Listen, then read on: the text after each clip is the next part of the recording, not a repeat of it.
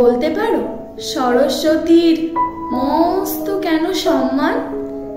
বিদ্যে যদি বলো তবে গণেশ কেন কম যান? সরস্বতী কি করেছেন মহাভারত লেখেননি? ভাব দেখে তো মনে হচ্ছে তর্ক করাও শেখেননি। 3 ভুবনে গণেশ দাদার নেই জুড়ি পাণ্ডিত্যে, অথচ তার বোনের দিকেই ভক্তি কেন চিত্তে? সমস্ত রাত ভেবে ভেবে এই পেয়েছি উত্তর। বিদ্যা যাকে বলি তারই আরেকটি নাম সুন্দর।